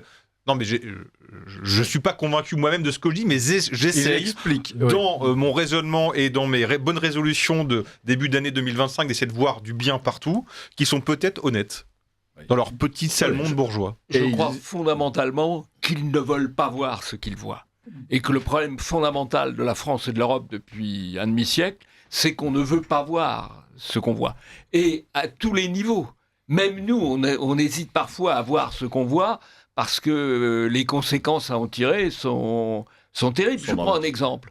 Mais si on les voit où, ces gens, si on considère que l'assimilation, ça ne marche pas, quelle est la conséquence ? Quelles sont les conséquences ? C'est la remigration ? Comment ? Ou la communautarisation ? Comment ? Et comme on ne veut pas voir ça, on continue, dans les milieux politiques notamment, ou dans les milieux médiatiques, on continue d'afficher le discours sur l'assimilation, qui peut marcher pour quelques individualités, mais pas pour des groupes, parce que s'il ne marche pas, on est effrayé par les conséquences à en tirer. Charles-Henri, je vous laisse conclure sur ce sujet et ensuite on passe à la suite. C'est exactement ça, parce que s'ils commencent à l'admettre, c'est l'écroulement de tout ce qu'ils nous ont baratiné pendant 50 ans. C'est-à-dire le droit à la différence, l'apport culturel des autres civilisations, etc., etc. Et juste pour finir, une chose, c'est, souvenez-vous, le clip ridicule, mais absolument, mais d'un ridicule, de lutte contre les mariages forcés. On voyait Julie Gaillet, alors qui accompagnait sa petite jeune fille qui avait l'air de sortir du 16e avec un serre-tête sur ses cheveux bien coiffés, genre 16e arrondissement. Oui. Mais c'était mais vraiment pathétique, de mauvaise foi. Et alors, elle allait, c'est une petite fille, je sais pas, qui avait 14-15 ans, qui allait voir un vieux monsieur, je sais pas, pour elle, 40 ou 50 ans, qui soi-disant voulait se marier avec elle. Et alors, le pire, c'est que dans le fond de la pièce, en flou artistique, il y avait un crucifix. Suivez mon regard! Vous avez beaucoup. Très, très bien. Non, mais vous avez beaucoup de curés. Ils vont accorder le mariage à un type de 50 ans avec une jeune fille de 14. Non, et même, est-ce qu'il y aura une seule famille pour faire ça ? Ça n'existe plus. C'est terminé. C'était, enfin voilà. C'était écœurant. Allez, on va lire quelques messages d'auditeurs. Ensuite, on passera à Elon Musk. Alors, pouvez-vous parler de la Seine-Saint-Denis ? Montjoie-Saint-Denis étant le ralliement au roi de France. Sachez que c'est à Montreuil que s'installe un immense complexe qui voit le jour de la CNDA. Alors malheureusement, CNDH, Cour nationale du droit d'asile, oui. Et tribunal administratif, construit par le groupe Eiffage dans une ville verte comme l'Émeraude. Bon, et ben, c'est verte, une information pour... elle est verte, parce Verte, que de la mer écolo est verte par l'islam, Oui, je par le- pense. C'est ce qu'on appelle kiwi. Vert écolo, Bah, vert c'est joli. islam. Oui, c'est joli. C'est pas mal. Elle change de la pastèque. Alors, Ça change la un pastèque. auditeur nous revient donc sur la campagne de sensibilisation au sexisme. Il s'agit de corruption déguisée. On refile un beau budget à un copain d'une agence de com et en plus, on a bonne conscience. Le plan média profite aux copains aussi, c'est juteux et ça occupe les fonctionnaires. Bah, c'est peut-être pas loin de la vérité. Oui, pour Richard de 16, est-ce que vous voulez le dire à vous-même Monsieur, l'ancien régime n'a jamais produit d'intellectuels comme Voltaire. Voltaire était contre le régime d'alors. À trop vouloir démontrer, vous dites des absurdités. Ah. En fait, ça s'appelle de l'humour. Voilà. La prochaine fois, j'agiterai une cloche. On mettra les sous-titres. Voilà. Alors, on écoute un petit message, on revient et on parle d'Elon Musk. Vous appréciez cette émission? Alors aidez Radio Courtoisie à en produire d'autres. Rendez-vous sur soutenir.radiocourtoisie.fr. Merci d'avance. Merci à vous, chers auditeurs, effectivement, qui nous soutenez, comme ce couple d'auditeurs de Bréal-sous-Vitré, en Ille-et-Vilaine, qui nous envoie 60 € et qui nous dit « Je suis en retard pour verser ma participation. Ce fut une année fort bousculée. Dans vos émissions, j'apprécie surtout votre capacité de ne pas traiter les gros titres des médias, mais à rechercher les causes fort lointaines des événements que nous subissons. Je vous remercie de votre invitation concernant la messe du 7 novembre. J'ai pu avoir des échanges fort intéressants. Continuez. » Eh bien, chère madame et cher monsieur, oui, c'est exactement ce que nous essayons de faire, c'est-à-dire une forme de contre-programmation pour ne pas reprendre bêtement ce que disent les autres, mais simplement pour essayer d'apporter une autre information. C'est ce qu'on appelle la réinformation, notamment. Un couple d'auditeurs de Stein, en Seine-Saint-Denis, nous en parlions, envoie 50 €. Je profite de ce marathon du don pour vous envoyer mon obol de fin d'année. Heureuse fête et bon courage pour votre œuvre de redressement en 2025. Eh ben, merci aussi, chère madame et cher monsieur. Alors, je précise que le marathon est terminé. Donc là, c'est simplement un courrier qui est arrivé pendant le mois de décembre. Un auditeur du Havre, en Seine-Maritime, envoie 200 € et nous se dit en ce dimanche solitaire pour vous remercier tous de vos efforts quotidiens, les patrons d'émission, les bénévoles, les techniciens qui œuvrent depuis tant d'années afin d'améliorer notre discernement. Dans un monde complexe et trouble où les différentes vérités s'entrecroisent et s'affrontent dans la violence, mes prières vont tant pour vous que pour nos chers disparus. Voici ma modeste contribution pour la survie de cette radio précieuse avec toute mon estime. Eh bien, écoutez, cher monsieur, un immense merci à vous depuis le Havre. Et une auditrice du Vésinet, dans les Yvelines, envoie 25 €. Je participe cette année au Marathon du Don. Bravo à l'équipe Ligne Droite pour leur excellent travail. Merci 1000 fois, madame. Et c'était efficace, puisque effectivement, votre don a été multiplié par 2. Et à tous ceux qui donneraient maintenant, ce sera efficace quand même. Absolument, oui. Alors là, il faut effectivement, il ne faut pas s'arrêter, parce qu'on a besoin d'argent absolument tous les mois pour payer simplement les charges, les salaires. Donc voilà, c'est extrêmement important. Richard de 16. Philippe Ménard, double salaire. Oui, exactement. Une auditrice de Paris envoie 150 €. Fidèle auditrice depuis... non, j'en profite quand même pour remercier Richard de 16, parce que Richard de 16 avait quand même un très bel emploi, très protégé, très sécurisé, bien tranquille. Et quand on est père de famille, bien peinard, et qu'on décide de tout quitter pour se lancer dans une aventure comme Radio Courtoisie, où objectivement rien n'est vraiment sûr, je dis chapeau. Donc, on n'avait pas du tout Richard. présenté la chose. C'est vrai que je ne l'avais pas dit comme ça au début. Mais maintenant... Trop tard. Fraîche. Une auditrice de Paris, donc qui envoie 150 €. Fidèle auditrice depuis 1980. Je remercie notre chère radio Courtoisie pour la qualité de ses émissions très diversifiées. Un grand merci pour la formidable équipe du matin ainsi que pour l'émission du samedi, Géopolitique profonde, pour leur éclairage. Félicitations à tous les patrons d'émission de nous ouvrir les yeux et la pensée sur notre époque. Joyeux Noël. Eh bien, joyeux Noël à vous, chère madame, avec un peu de retard. Néanmoins, je précise que demain, c'est le Noël orthodoxe. Alors après tout, joyeux Noël encore.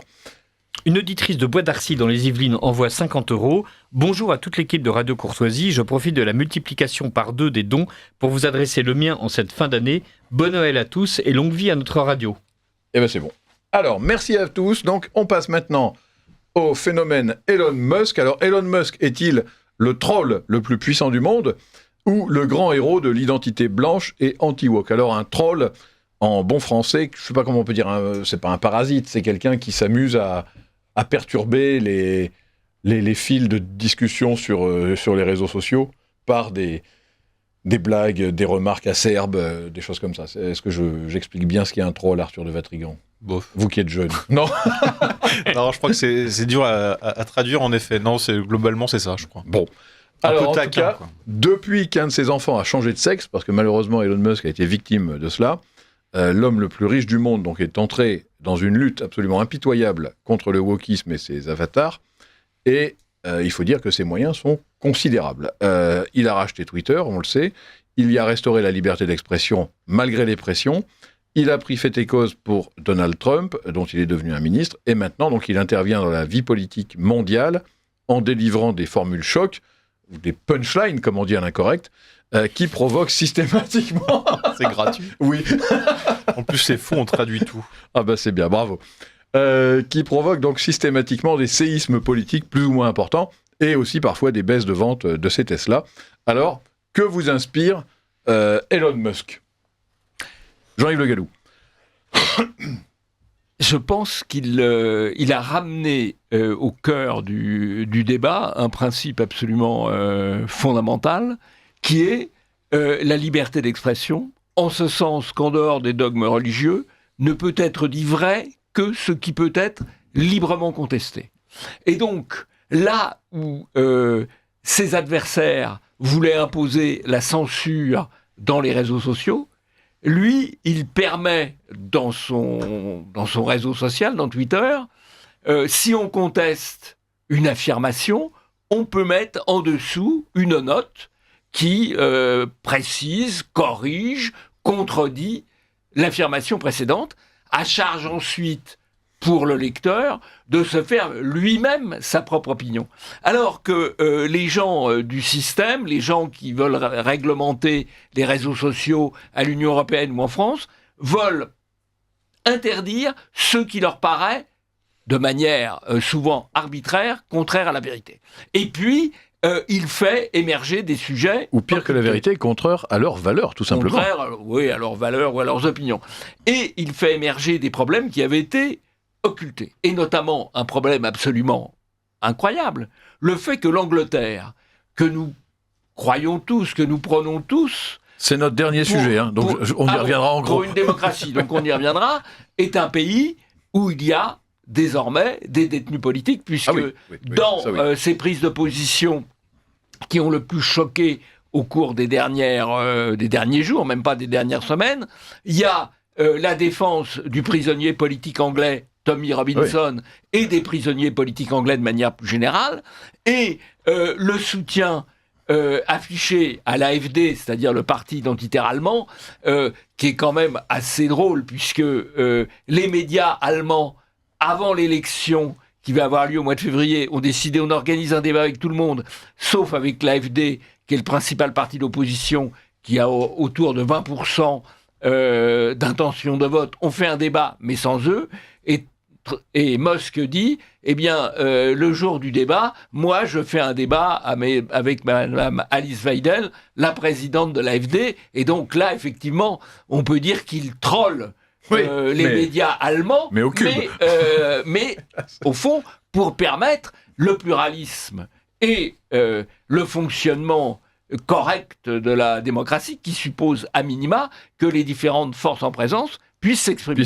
Et donc, il change la donne, et il met évidemment en rage tous les oligarques européens qui ne peuvent survivre que par la propagande et par la censure. Alors, il y a quelque chose de phénoménal également, parce qu'effectivement, sa force de frappe est telle qu'aujourd'hui, il y a encore quelques années ou quelques mois, Tommy Robinson aurait été emprisonné et considéré comme un fasciste, un nazi, un agitateur d'extrême droite. Mais quand il lance son mot d'ordre « Free Tommy Robinson », ça veut dire « libérer Tommy Robinson », il le met au niveau des grands lanceurs d'alerte, comme Assange, qui est... Alors, il est tout à fait sympathique sans doute, Assange, mais il est quand même la coqueluche des médias conformistes. Tandis que là, c'est un autre niveau. Et d'un seul coup, Tommy Robinson prend un statut qui est celui vraiment d'une icône de la liberté d'expression. Ça change complètement la vie médiatique. Pour appuyer votre point de vue, le 4 juin 2018, Renaud Camus avait organisé une manifestation de soutien avec son cercle national de la résistance européenne, une manifestation de soutien à Tommy Robinson, qui était déjà en prison pour délit d'opinion. Il est sorti depuis, il y est à nouveau retourné. Il est retourné. Nous étions, Moi, j'ai hésité à y aller, à intervenir. Je l'ai fait finalement. Pourquoi ? Parce qu'il y avait Tommy Robinson, hooligan, extrême droite, etc. Bon. Mais il était détenu d'opinion. On était quelques dizaines. Ça n'a été repris à peu près nulle part. Et aujourd'hui, c'est le principal réseau social mondial et l'homme le plus riche du monde qui met ça en avant. Évidemment, ça change la donne. Et Tommy Robinson doit se sentir un peu moins plus seul, soutenu. un peu plus soutenu. Et, alors, d'une Richard part, Lefebvre. évidemment, on se félicite que Elon Musk mette les pieds dans le plat et qu'il y tampine avec la joie d'un enfant de 5 ans. Voilà, il a aussi soutenu Farage. Donc là, on a l'impression qu'il a décidé de promouvoir partout où il sent une résistance politique au changement qu'il propose lui. Parce que c'est ça aussi, c'est qu'il a son propre agenda, comme on dit chez les anglo-saxons. C'est quelqu'un qui veut promouvoir toutes les solutions les plus techniques et les plus technologiques possibles à n'importe quel problème. C'est quelqu'un qui veut attirer aux États-Unis l'immigration la plus choisie. Autrement dit, c'est pas quelqu'un qui a exactement les idées défendues sur Radio Courtoisie. C'est quelqu'un qui croit en l'immortalité. C'est quelqu'un qui est un nataliste fou. Je veux dire, enfin voilà. Qui donne des noms de robots à ses enfants. Je crois qu'il a 10 ou 12 enfants de 3 femmes différentes. Enfin, il y a une espèce de messianisme technologique de cette mouvance TESCREAL, le TESCREAL, qui est assez surprenante. Et on voit bien que il a ce côté trumpiste qui évidemment nous amuse parce que voir nous console. Oui, voir la manière dont ceux qui d'habitude nous accablent poussaient des cris d'orfraie, parce qu'évidemment c'est beaucoup plus compliqué de couper les vivres à Elon Musk que de couper les vivres à Jean-Eudes Gana. Voilà, donc là le Crédit Mutuel ne peut pas supprimer les comptes de Monsieur Musk. Là c'est certain que il ne peut pas non plus supprimer les comptes des femmes de Monsieur Musk. Voilà. Les ennemis de nos ennemis sont nos amis. Voilà, mais il y a surtout, je trouve, la manière dont quoi qu'il fasse, même la gauche est obligée d'en parler, c'est-à-dire ils sont tellement énervés du fait qu'ils le fassent que plutôt que de jeter un voile discret sur ces tweets, évidemment, tout le monde dit « mais mon Dieu, c'est atroce, regardez, cet homme a franchi un pas supplémentaire dans le fascisme ». Une ligne rouge, vous voulez dire. Et en plus, les autres suivent, c'est-à-dire Madame Rowling, donc l'auteur des livres, l'auteurice des livres de Harry Potter, qui passait son temps à intervenir depuis quelques années contre le transactivisme, brusquement découvre elle aussi ce qui se passait dans son propre pays et se met à expliquer que, mon Dieu, mais c'est atroce, les Anglais ne sont pas des gens propres en matière de sexualité, ce qu'on sait depuis assez longtemps, soyons francs. Voilà, c'est les Pakistanais. Oui, mais enfin, ce sont des Anglais aussi. On en parle. Vous avez raison de maîtriser l'antenne. Non. Il faut maîtriser l'antenne, monsieur. Il faut maîtriser l'antenne. Pas d'anglophobie à Radio Courtoisie. Ouais, non, pas aujourd'hui. Mais enfin, donc ces Anglais qui sont responsables de ça, parce que on peut dire que c'est la faute des Pakistanais, c'est surtout la faute des policiers et des services sociaux voilà, oui, quand même, on est bien d'accord. C'est la narco-tyrannie. Les Anglais sont coupables. Les Anglais sont coupables. Oui. Mais Musk, en fait, c'est l'anomalie. C'est le bug dans la matrice. Parce que normalement, un type comme lui, il est de gauche. Il détient Facebook. Il a été de gauche. Il y a des milliardaires qui n'étaient pas foncièrement de gauche, mais qui n'étaient pas engagés et qui faisaient leur business dans leur coin. Là, c'est Zuckerberg à l'envers. Il l'est plus ou il l'est pas. Donc forcément, c'est bizarre. Ensuite, alors j'ai entendu Emmanuel Macron parler d'international réactionnaire en parlant d'Elon Musk. Oh, c'est bien. C'est aujourd'hui. C'est soft. Il aurait pu être plus chaud. Quand même les mots ont un sens. Quoi. Si Musk est réactionnaire, moi je suis danseuse de lap dance. Quoi, parce que il a pas réactionnaire. Quoi. Il l'a invité à venir à l'un de ses sommets. Donc il peut pas non plus l'insulter à mort, sauf à ruiner absolument tout espoir de publicité. Et ensuite, il y a, on l'accuse, alors c'est toujours amusant, c'est qu'il montre des choses, mais on préfère l'accuser d'ingérence. Quoi, comme si les hommes de pouvoir, que ce soit financiers, publicitaires, médiatiques, politiques, ne faisaient pas d'ingérence.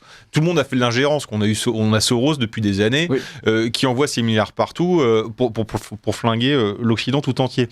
Et ça, c'est du mécénat, c'est pas de l'ingérence, cher monsieur. Oui, mais du mécénat, j'appelle ça de l'ingérence. Moi, l'ingérence, c'est pas un mauvais mot. De Gaulle faisait de l'ingérence, Churchill faisait de l'ingérence, c'est pas gênant. Là, en fait, le problème, c'est quand l'ingérence marche. Et l'ingérence, elle marche quand ? Quand les élites, quand ceux qui gouvernent abandonnent le peuple. Bon, voilà, c'est tout. Et s'ils faisaient bien leur boulot en France, Musk, il ferait, ou en Angleterre, Musk, il pourrait dire tout ce qu'il voudrait, ça n'aurait pas d'impact. Voilà, et encore une fois, le souci est là. Mais c'est vrai que là, ils savent pas comment le prendre. Parce que c'est un type de... je veux dire, c'est le copain qui trahit Musk. Donc ils sont très embêtés et encore plus énervés. Mais comme il est encore plus riche, il a encore plus de moyens, il a encore plus d'outils, en fait, dès qu'ils remettent une machine, je veux dire, c'est un mur un mur qui renvoie la balle 10 fois plus fort. Et ça rappelle, en beaucoup, beaucoup, beaucoup plus gros, une autre époque que vous n'avez peut-être pas connue parce que vous êtes jeune, mais c'était la Passion du Christ de Mel Gibson. Quand Mel Gibson est sorti du bois avec sa Passion du Christ, et qu'ensuite il a envoyé tout le monde se faire voir, et je suis poli, parce que lui, pour le coup, employer des termes, il était un peu plus... il serait peut-être pas passé à Radio Courtoisie. Mais personne ne pouvait rien faire, parce que quand c'est je ne sais pas quel petit cinéaste d'un sous-sol parisien qui fait un petit film sur Jésus ou sur je sais pas quoi, tout le monde s'en fiche. Quand c'est la force de frappe d'un type comme Mel Gibson, c'est-à-dire c'est Hollywood, et c'est c'est un savoir-faire, c'est un déferlement de communication, mais ils étaient totalement paralysés. Donc plus ils communiquaient, et plus ils réagissaient, et plus on en parlait, et faisait un succès. Exactement. Oui. Et là, Elon Musk, c'est encore plus fort que ce que n'était Mel Gibson. Parce que dans les deux cas, c'est l'imperméabilité totale au politiquement correct. Ah oui. Et à partir du moment où on est totalement imperméable au politiquement correct, le politiquement correct perd prise. Et c'est deux personnalités qui sont en mission. Gibson est encore en mission. Alors, il est passé par des différentes étapes. Là, il commence à aller un peu mieux. Mais Musk est en mission. Ce qui est assez effrayant. D'ailleurs, moi, un milliardaire en mission qui va aller sur Mars, qui fait 50 de GPA et qui veut l'immortalité, ça m'effraie toujours un peu. Donc là, j'encourage. Vous rejoignez Richard Dezès, oui. Bon, voilà, c'est pas un réactionnaire en tout cas. En tout cas, voilà, contrairement à ce que dit M. Macron. Il est de notre bord. Il est archéo-futuriste, en fait. C'est ce que je disais. Moi, j'aime bien ça dans les livres. Je suis dans le texte, j'aime bien. En vrai, je trouve ça... C'est ce que disait la théorie de Guillaume Fay. Charles-Henri Deloy, Elon Musk. Oui, pour essayer de revenir, mais avant, préalable, un sujet beaucoup plus important, c'est qu'un troll, c'est une petite créature, comme vous savez. Oui. C'est un lutin. Or, en bon français, on devrait dire lutiné. Ça ne veut pas dire tout à fait la même chose. Là, ça nous ramène à la campagne du gouvernement. Vous arrêtez. Non, pas du tout. Alors justement, c'est là où vous faites erreur. J'attendais cette remarque. Lutiner, c'est agacer, taquiner. En fait, un troll, c'est un provocateur. C'est comme Charles-Henri Deloy. Le troll, c'est un provocateur, c'est tout. Il provoque. Oui, mais effectivement, on peut provoquer pour provoquer, ça sert à rien. Moi, justement... C'est le principe du troll. Ça. Voilà. Eh bien, le troll, il lutine, c'est-à-dire qu'il agace, il taquine. Mais vous confondez président avec butiner. Lutiner n'est pas butiner. Vous voyez ce que je veux dire? Peut-être. J'avoue que je ne sais plus. Mais non, c'est pas peut-être. Vous ouvrez un dictionnaire. Je vais vérifier. Je vais fact-checker vos... Sur Google, sur Wikipédia. Non, mais Radio Courtoisie, ça devient n'importe quoi. Il faut aller sur Grok. Allez, on va demander à Grok ce qu'il en pense. Le nouveau directeur de la rédaction sera vigilant sur l'emploi de la langue française. Absolument. Avec tout le monde, sauf avec le président. Oui, c'est normal, le président a tous les droits. Allez, parlez-nous d'Elon Musk, il faut qu'on parle des violeurs après. Elon Musk, souvenez-vous, tant qu'il n'était pas sorti du bois et qu'il était encore politiquement correct, il était adulé. On disait que c'était un génie. Oui, c'est vrai. C'est un génie, objectivement. Mais la gauche l'admettait à l'époque. Voilà. Et c'est là où je voulais en venir, c'est que maintenant qu'il soutient Donald Trump, c'est devenu quasiment le diable. Et ça, j'ai vu ça en quelques semaines. Alors qu'il était adulé, maintenant il est pilonné. Il est d'autant plus pilonné que, de toute façon, en France, on est toujours détracteurs des gens qui réussissent, surtout s'ils sont multimilliardaires.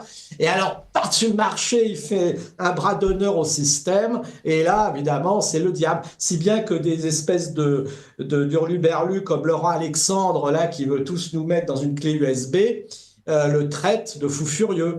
Mais entre Laurent Alexandre et Elon Musk... Pourtant, je vais retrouver des points communs.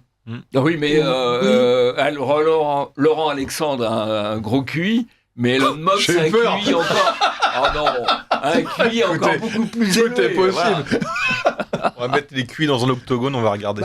Ils n'ont pas la même puissance de frappe. Hein. Non, ils n'ont pas la même comptabilité. Eux, ils ont Musk et nous, on a Alexandre. Oui. Voilà, vous n'avez pas l'air de vous en réjouir. On boxe pas dans la même catégorie, c'est certain. Non, ce qui est très préoccupant par rapport à ce que vous disiez sur le fait qu'il il cherchait à attirer les meilleurs du monde entier, c'est que c'est déjà assez largement de cas. Une partie des élites intellectuelles françaises travaillent en Californie ou pour des grandes entreprises, et même une partie des élites françaises qui sont restées en France travaillent désormais pour des entreprises contrôlées par des fonds de pension américains. C'est ça la réalité. Et de ce point de vue-là, Musk ne fait que rajouter une petite couche à une situation qui est déjà franchement très très préoccupante. Mais très très préoccupante. Il y a un autre avantage à ça, c'est que une grande partie des entreprises françaises dépendent du marché américain. Vous pouvez faire ce que font les Sleepy Giants. Ça marche sur le marché français. Donc, par contre, rappelons ce que c'est pour les auditeurs de Radio Courtoisie. Les Sleepy Giants, ce sont un groupe de pression de délateurs qui interpellent les marques en disant regardez, votre marque a été publiée, vous avez payé tel espace publicitaire dans tel média d'extrême droite, donc c'est pas bien. On ferait ça dans l'autre sens, ça marcherait pas. En revanche, avec ce qui se passe aux États-Unis, vous pouvez faire pression sur la marque en France, sur le marché américain. Et là, la puissance de destruction est 10 fois pire. Et je pense que pour ceux qui réfléchissent à comment faire peser sur l'entreprise, parce que les médias, la politique, on commence à voir un peu comment ça fonctionne, mais sur le marché, sur l'entreprise, passer par le relais américain, ça serait pas inintéressant. Eh ben, c'est une excellente idée d'agitation. Objectivement, l'élection de Trump et le comportement de Musk actuellement a en partie changé le rapport de force en Europe. Voilà. Alors, je suis d'accord que Musk, il peut avoir des côtés tout à fait fantasques et des côtés inquiétants, mais objectivement, il a changé le rapport de force. Et ça, on ne peut que s'en féliciter. Et il vaut mieux l'avoir de son côté qu'en face. Alors, on va passer parce que justement... je voulais ajouter une chose, c'est quand même malheureux parce que Elon Musk ne fait que refléter le miroir de notre faiblesse. C'est-à-dire que rien n'est européen là-dedans, rien n'est français. On avait quand même des cerveaux, des génies. On est infoutus maintenant d'avoir une espèce d'émulation. En France, on a 2 milliardaires qui soutiennent quand même la cause patriote, il faut être honnête. Alors, ils sont moins forts qu'Elon Musk. C'est très bien. Non, c'est très bien, mais je pense qu'on est quand même dominé d'un point de vue technologique par les Américains. C'est pas nouveau, mais c'est récent. La Musk a relativement raison. Ce qui tue les possibilités technologiques, c'est la réglementation. On avait, il y a 10 ans, une des grandes réussites françaises, européennes, c'était Ariane. Aujourd'hui, Ariane, c'est fini, parce que Ariane a été tuée par la bureaucratie et les réglementations, alors que Musk a développé son pouvoir, y compris d'ailleurs contre la bureaucratie américaine et contre la bureaucratie de la NASA. Oui. Alors, on passe au dernier sujet, on aura peut-être le temps de le traiter, ce qui serait formidable. Je résume vite parce que le temps nous manque. Elon Musk vient, encore une fois, de dénoncer un scandale qui avait été enterré, mis sous le boisseau et qui fait à nouveau surface grâce à sa force de frappe, justement.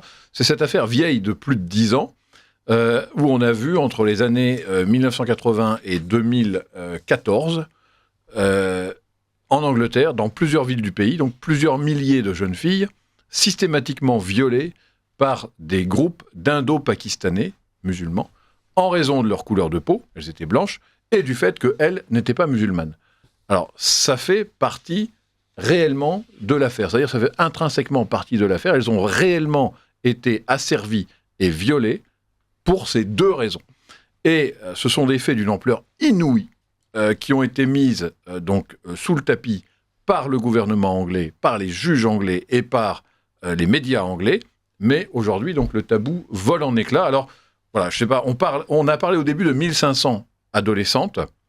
Aujourd'hui, on parle de plusieurs milliers, peut-être plusieurs dizaines de milliers, et on a même évoqué un chiffre que je ne pourrais pas vérifier, qui est de 250 000. Les 1500, c'était sur une seule ville. Oui. Voilà. Alors, voilà, les 250 000 qui sont invérifiables aujourd'hui, c'est une projection sur... Voilà. Mais ce qui est effrayant, c'est qu'on dit que l'affaire date. Mais en fait, on ne sait pas si ça s'est arrêté. Parce qu'on découvre toujours des nouvelles villes. Et vous avez 750 000 indo-pakistanais recensés recensés en Angleterre. Vous avez des réseaux politiques indo-pakistanais qui sont amplifiés. Donc on ne sait pas en fait si ces réseaux-là, qui sont en fait des réseaux mafieux, et qui est un système parce que vous enlevez des jeunes filles, il y en a qui ont 10, 11 ans, vous les droguer, quoi. Vous les rendez accros, et ensuite vous les mettez sur un marché.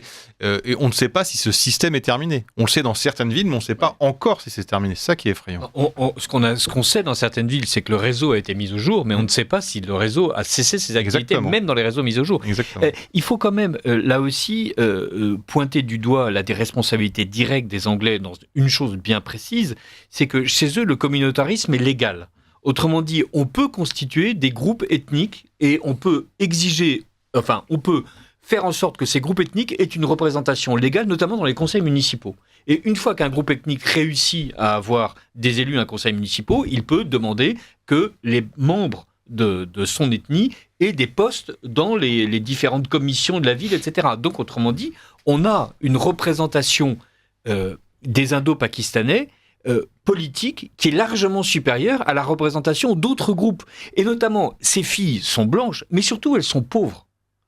Et c'est ça qu'il faut souligner. Une fois de plus, c'est une justice de classe. Les riches bobos gauchistes anglais ont considéré que les pauvres ouvriers anglais blancs n'avaient aucun intérêt électoral. Et donc, on se retrouve avec la logique mélenchonienne poussée à son extrême.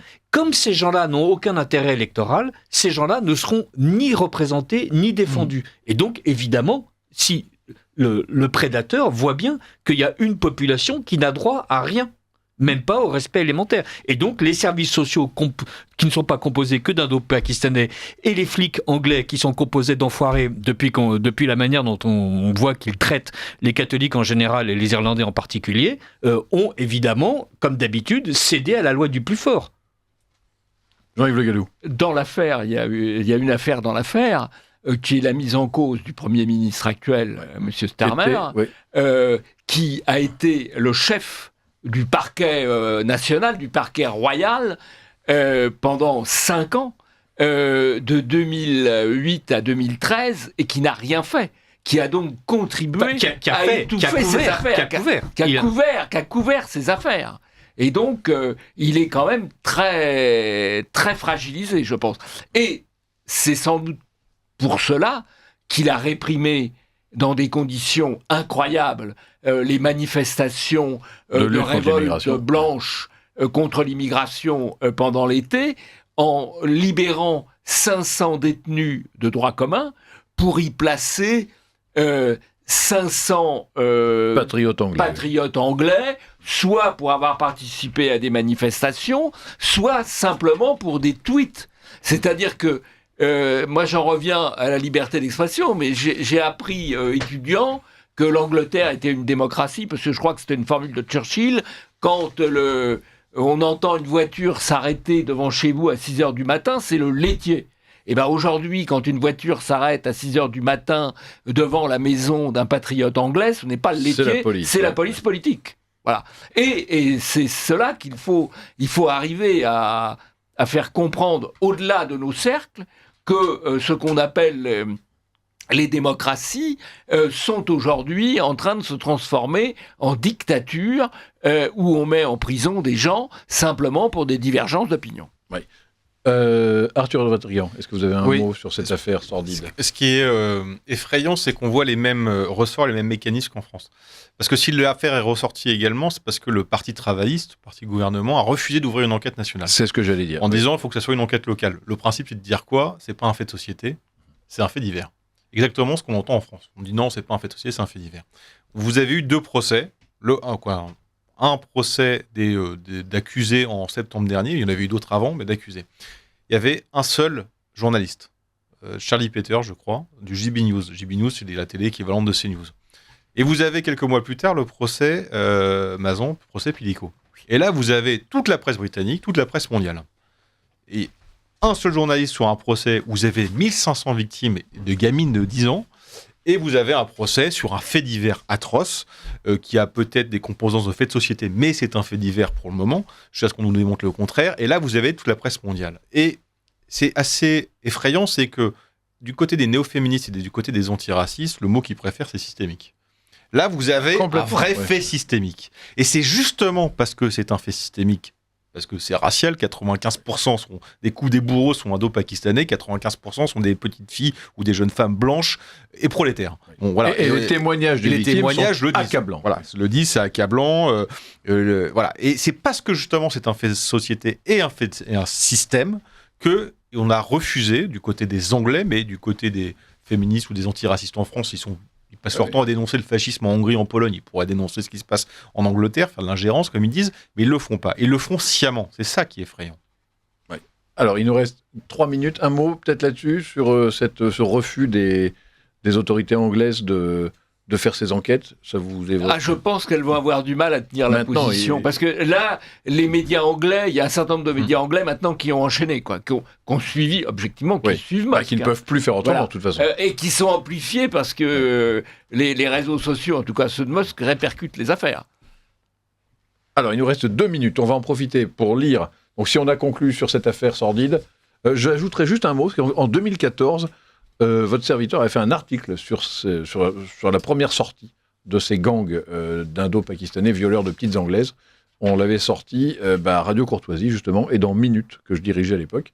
Et c'est une vieille affaire, en fait. Ah oui, non, mais ça avait été suivi, mais effectivement, on n'avait pas connu la suite. Et l'horreur, c'est qu'après 2014, ça a eu des suites. En fait, ce qu'on ignorait. Et là, je redécouvre qu'en fait, ça ne s'est jamais arrêté. Et ça ne s'est jamais arrêté, en partie parce que ceux qui sont censés traiter les conséquences, et notamment les services sociaux, sont en partie composés de représentants de la communauté indo-pakistanaise à qui on demande de traiter eux-mêmes les problèmes. Donc évidemment, quand la victime est placée dans les mains de ceux qui sont les cousins des bourreaux... Et que les familles blanches qui ont réagi ont elles-mêmes été poursuivies au titre des lois antidiscriminatoires et antiracistes. Complètement. Et ils ont été accusés d'être d'extrême droite. Et on se plaint en France de la justice.